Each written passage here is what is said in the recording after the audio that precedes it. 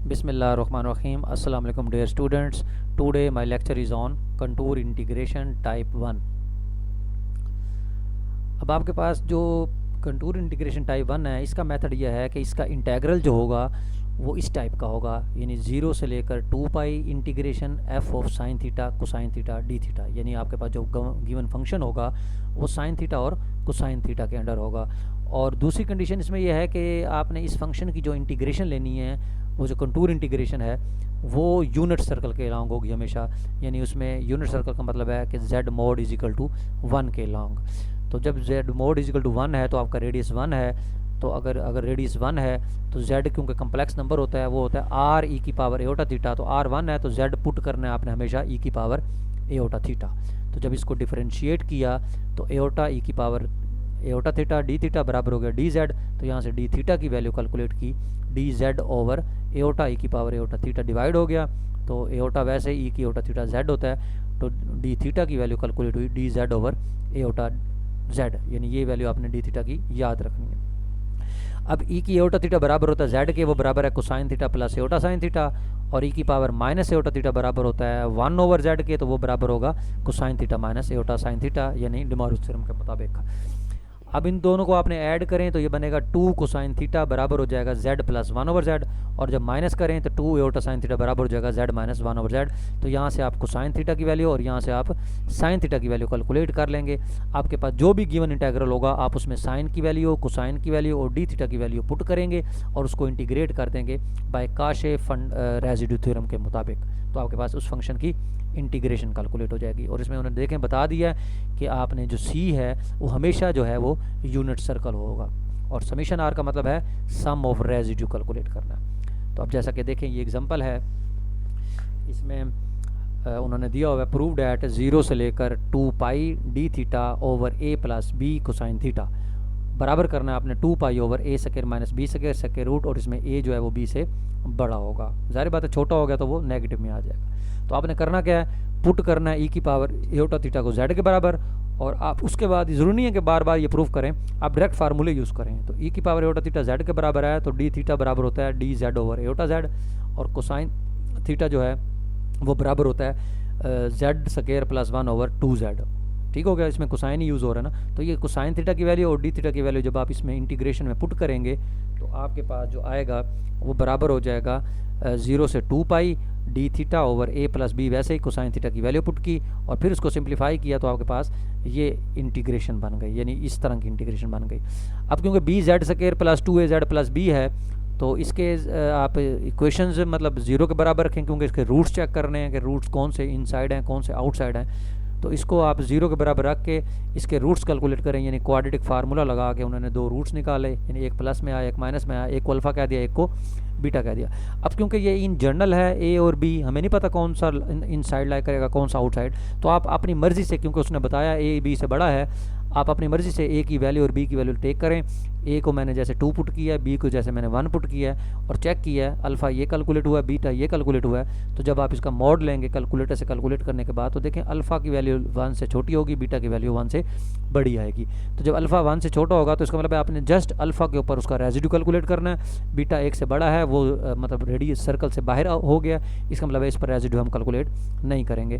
तो residue of the f at alpha, क्योंकि जारी बात है इसकी पावर, क्योंकि 2 क्वाड्रेटिक है ना तो इसके लीनियर 2 फैक्टर्स बनेंगे, तो उसका जारी बात है सिंपल पोल होगा। तो सिंपल पोल वाला फार्मूला लगाएं तो z minus alpha into f z आपका ये है 1 over b z square plus 2 z plus B.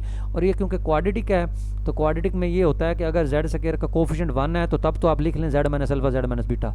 लेकिन अगर जेड स्क्वायर का कोफिशिएंट b है तो उसके जो रूट्स बनेंगे वो z minus alpha into z minus beta into b multiply भी करेंगे। ठीक है, क्योंकि यहाँ b मल्टीप्लाई हो रहा है, देखें ना z से मल्टीप्लाई हुआ तो b साथ आ गया। तो z माइनस अल्फ़ा कैंसिल, तो ये बच्चा 1 over b into z minus beta. तो इसका जो रेजिड्यू आया वो आया 1 over b into alpha minus beta.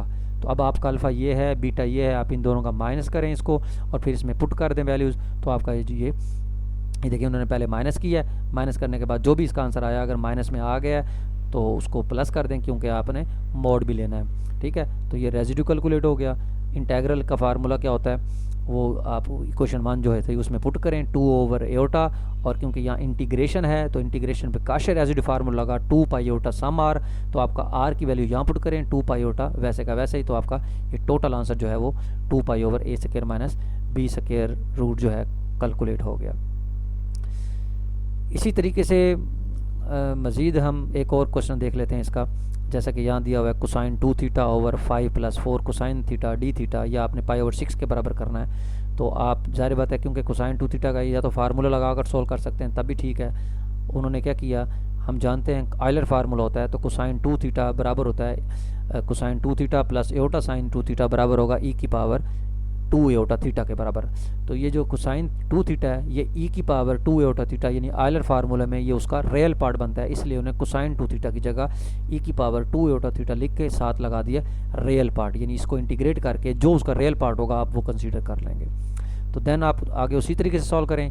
हम e⁻एओटा थीटा को हमेशा z पुट करेंगे, और डी थीटा का फार्मूला आपको याद होना चाहिए dz/एओटा z। अब इसमें भी कोसाइन है तो सिर्फ कोसाइन का फार्मूला पुट करें z² + 1/2z।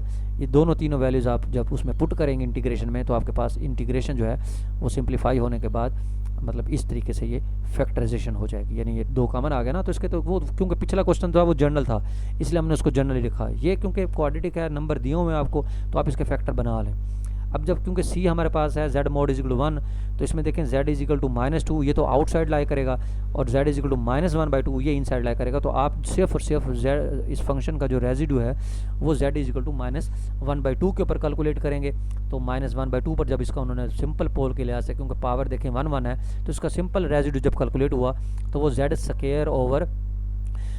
z + 2, और ये 2 जो है वो साथ जो ये मल्टीप्लाई हो रहा था, क्योंकि ज़ाहिर बात है ये हम जब फैक्टर बनाएंगे z² वैसे ना, नहीं क्योंकि फंक्शन आपका है ना, तो फैक्ट क्योंकि z = -1/2 पर कर रहे हैं, तो इधर आ जाएगा z -1/2 z + 1/2, और 2 जो एलसीएम आया था ये 2 एलसीएम वाला है, ठीक है। ये 2 कौन सा है, जब हम इसका एलसीएम लेंगे, जब फैक्टर में पुट करेंगे ना रेजिड्यू के फार्मूले में, तो z - z0 में जब आप -1/2 पुट करेंगे तो आपका जो एलसीएम आएगा वो 2 आएगा, तो वो 2 z + 1 कैंसिल हो जाएगा, तो z + 2 रह जाएगा। तो इसमें जब आप पुट करेंगे z की वैल्यू -1/2, तो आपका जो रेजिड्यू कैलकुलेट हुआ वो 1/12 हुआ।